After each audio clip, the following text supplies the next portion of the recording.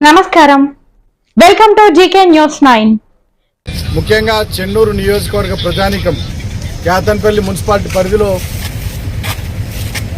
భారత రాష్ట్ర సమితికి మరియు సిపిఐకి కలిపి సంయుక్తంగా 22 స్థానాలకు గాను 14 స్థానాలు మున్సిపల్ ఎన్నికల్లో కట్టబెడితే వాళ్ళందరూ కూడా మా అభ్యర్థులు గెలిచినటువంటి కౌన్సిలర్లంతా కూడా భద్రాచలంలో సీతారాముల వారి దర్శనానికి పోయి అక్కడ ఉంటే ఈరోజు పోలీసులు అదేవిధంగా కాంగ్రెస్ పార్టీ నాయకులు వెళ్ళి వాళ్ళు ఉన్నటువంటి చోట దాడి చేసి ఏదో రకంగా వాళ్ళని భయభ్రాంతులకు గురి చేసి ప్రలోభ పెట్టైనా సరే ఆ శిబిరంలో నుండి కొంతమందిని తీసుకుపోవాలనేటటువంటి కుట్ర చేసినారు.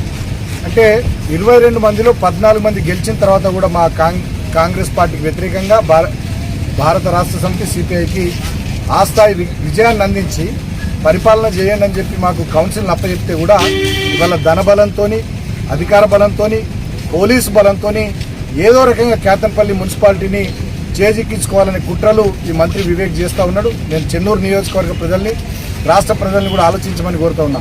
22 స్థానాల్లో 14 స్థానాలు 10 బీఆర్ఎస్కు 4 సిపిఐకి కేటాయించి ఆశీర్వాదం ఇచ్చి మీరు కౌన్సిల్ను మంచిగా పరిపాలన అందించి ప్రజలకు మంచి చేయండి అని చెప్పి క్యాతన్పల్లి మున్సిపాలిటీని మాకు కట్టబెడితే దుర్మార్గంగా అధికారాన్ని అడ్డం పెట్టుకుని డబ్బులను అడ్డం పెట్టుకుని కోట్లాది రూపాయలు వెదజల్లి పోలీస్ వ్యవస్థను వాడి ఏదో రకంగా క్యాతన్పల్లి మున్సిపాలిటీని చేజిక్కించుకోవాలనే ప్రజా తీర్పుకు వ్యతిరేకమైనటువంటి చర్యలకు ఇవాళ మంత్రి వివేక్ పాల్పడుతుండడం నిజంగా దురదృష్టకరం. గతంలో ఎన్నడూ ఈ ప్రాంతంలో ఇటువంటి చిల్లర రాజకీయాలు చిల్లర పనులు జరగలే.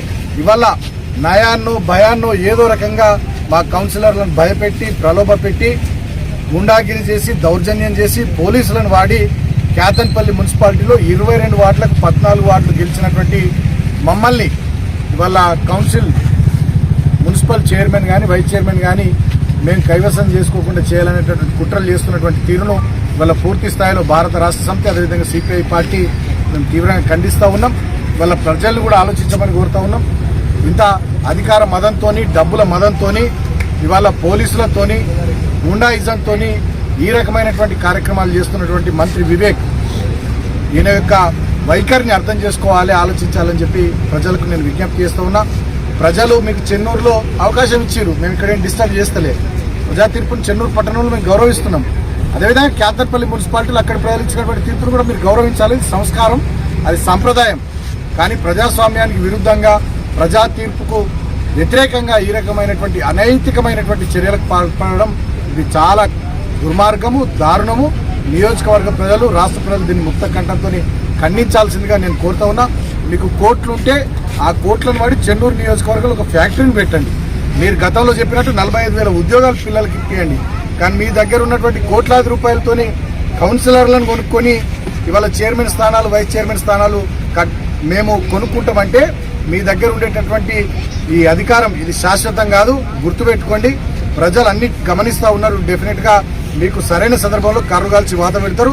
నేను ఇవాళ పోలీసులకు కూడా తెలియజేస్తూ ఉన్నా, అధికార పార్టీ చేతిలో పావులుగా మీరు మారితే, అధికార పార్టీ చేతిలో మంత్రి చేతిలో మీరు పావులుగా మారితే డెఫినెట్గా రాబోయే రోజుల్లో మిమ్మల్ని కూడా ప్రజలు క్షమించారని చెప్పి నేను పోలీసులకు కూడా తెలియజేస్తూ ఉన్నా.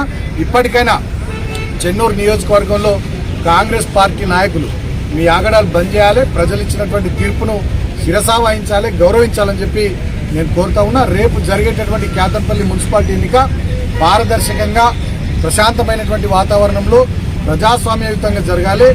ఏదైనా జరగరాంది జరిగితే డెఫినెట్గా అది పూర్తి స్థాయిలో మంత్రి వివేక్కి బాధ్యత అవుతుంది తప్ప మాది కాదు అనేటటువంటి విషయాన్ని కూడా ఈ సందర్భంగా నేను తెలియజేస్తూ ఉన్నా.